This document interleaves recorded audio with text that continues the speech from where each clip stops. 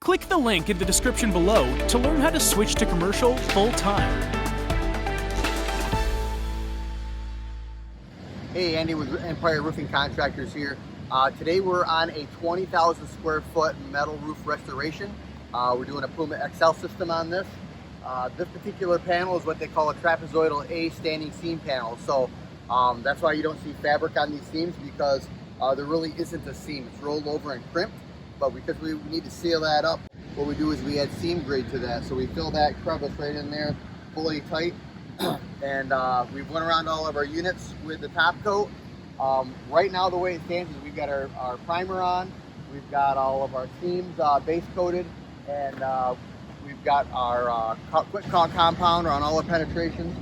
So we're ready to go here in about 10 minutes to start doing our top coat. And actually, if you want to turn the camera this way, you can see this little apparatus right here. This is the Roof Rabbit. So this is the first job. I've been doing coating for 10 years, and we've always done all these big roofs with a hand wand.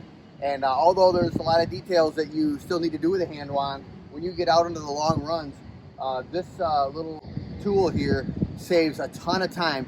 A, because we're able to run two tips at one time side by side, giving us about a 32, 34 inch pattern.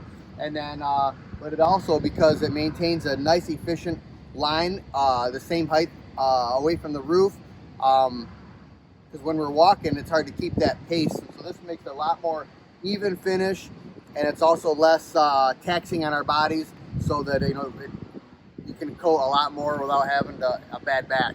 And so that thing's going to save us a lot of money, and also help us to put roofs on a lot faster and more consistently. So yeah, we're going to be wrapping this job up here in the next day or two.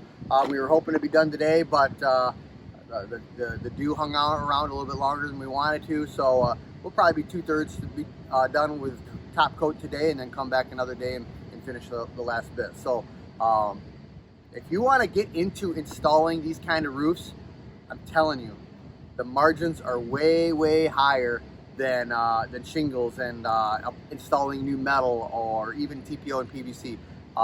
Typically you see margins of those things between 20 and 35%.